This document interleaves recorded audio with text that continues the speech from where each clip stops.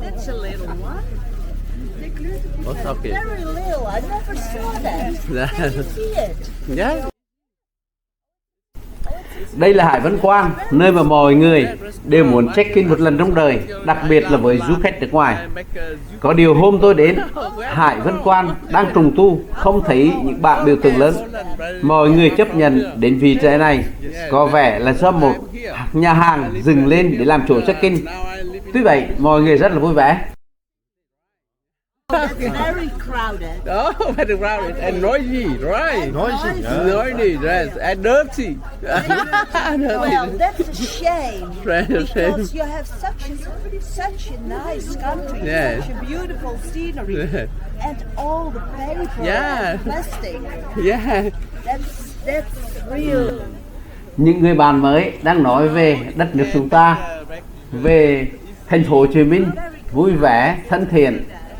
Họ đến từ Hà Lan và Đức. Đây là những người bạn mới.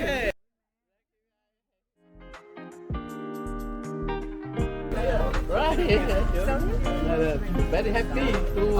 see you, nice to Well, thank you. live in the Haivan, the Haivan. So many tourists here. Okay.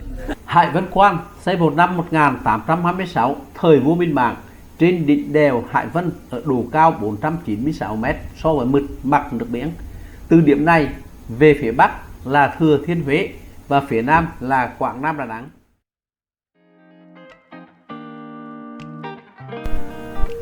Từ thuở xa xưa thì đèo Hải Vân luôn là một vị trí quan trọng về mặt quân sự và địa lý.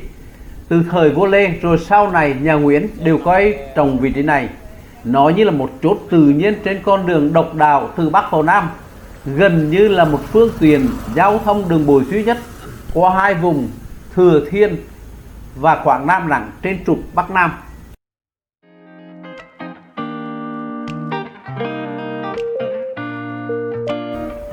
Tôi đã đi qua con đường này rất nhiều lần từ thời là sinh viên, nhưng hôm nay tôi đi bằng xe máy từ thành phố Đà Nẵng đi lên đèo Hải Vân.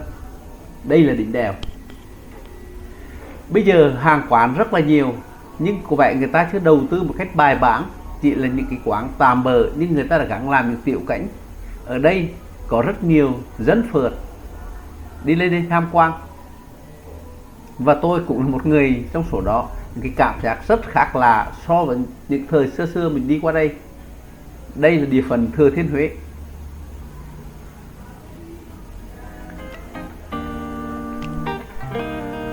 Đây là toàn cảnh của Hải Vân Quan, và các bạn thấy đó, một cái bảng hiệu được che chắn và có lẽ người ta đang trùng tu.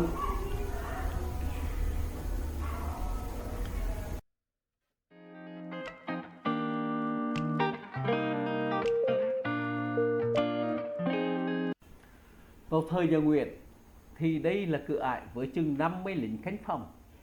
Đến năm 1946, khi Pháp trở lại xâm chiếm, đã cho xây tại đây một cứ điểm với nhiều công sự để án ngự trên đỉnh đèo. Rồi về sau được sử dụng tiếp tục từ thời Việt Nam Cộng Hòa. Nay nó rất khác xưa. Ở đây có một bia tưởng niệm chiến thắng đột nhất. Bởi vì cái đồn ở đây được gọi là đột nhất. Chiến thắng này xảy ra năm 1952 giữa quân Việt Minh và Pháp. Và hôm tôi đến thì người ta vẫn còn những cây bó hoa để tưởng niệm. Hải Vân Quan bây giờ được công nhận là một di tích quốc gia.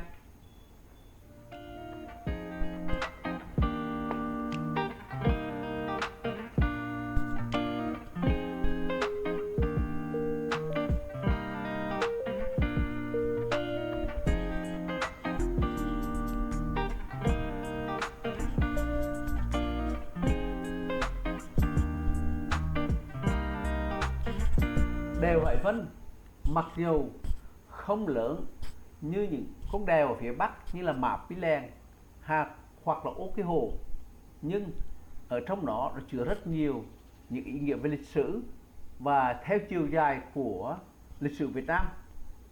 Nhưng hôm nay người ta đã làm du lịch rất nhiều. Và đây là các bạn thấy đó, một quán cà phê ở trên đường từ phía Đà Nẵng lên rất đẹp, nhìn ra Biển Đông, và ở dưới chân của mình là một vực thẳm. Các bạn thấy đó, quán cà phê rất đẹp.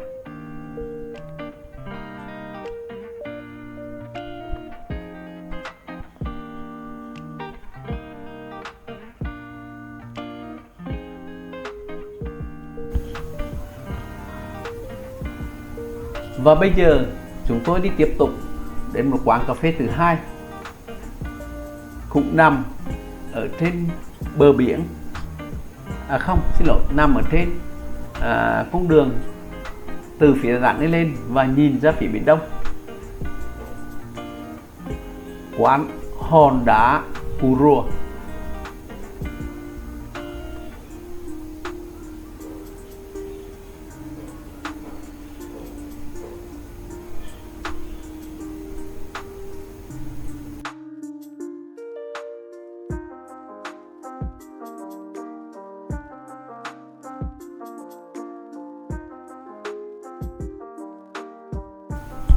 Và bây giờ chúng tôi đi đến quán Hải Vân Xanh.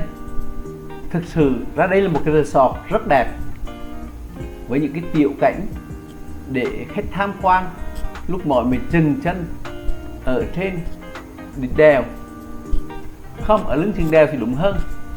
Và tôi cũng mê mải với cái hình ảnh này. Chúng tôi đến thì rất đông du khách, mặc dù chỉ là một ngày bình thường. Các bạn thấy đó, giống như là làng quê của miền Trung vậy.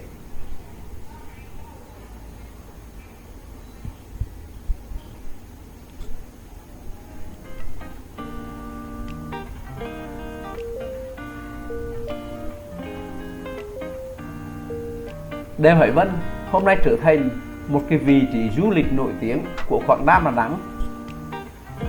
Cùng với Hội An và Bà Nà, nó tiếp tục là một cái dấu ấn về văn hóa và lịch sử của vùng đất Quảng Nam Đà Nẵng. Đây là một cái tiểu cảnh nhìn ra Biển Đông. Các bạn thấy đó, nhìn xuống là phía biển, sương mù rồi che khuất. Một cái tiểu cảnh chênh vênh ở trên biển, và hình như ai cũng đến đây để check-in.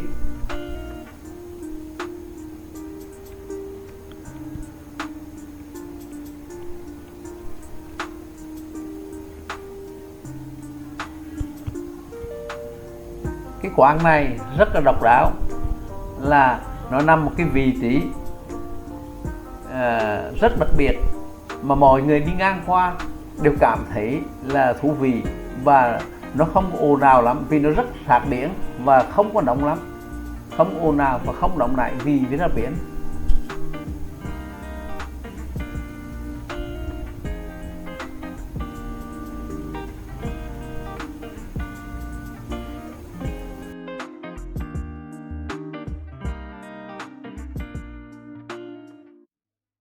Lại là một cái tiểu cảnh rất đẹp để nhìn ra bờ cát trắng của Biển Đông.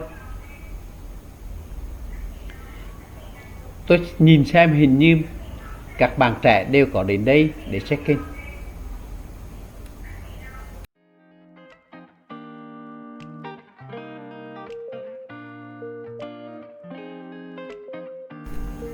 Một lần nữa, Hải Vân Quan mặc dù không phải là một cái đèo hùng vĩ như ở phía Bắc, như là Ô Kê Hồ hoặc Mã Pí Lèng, nhưng cùng với lịch sử, với nó dọc theo chiều dài của đất nước, dọc theo chiều dài của lịch sử nước Việt Nam, tôi nghĩ rằng một nơi rất xứng đáng để đến để cảm nhận về đất nước chúng ta. Video của tôi về một chuyến đi ngắn về Quảng Nam Đà Nẵng đến hôm nay là hết. Rất mong các bạn ủng hộ và subscribe cho tôi rất cảm ơn nhiều để tiếp tục.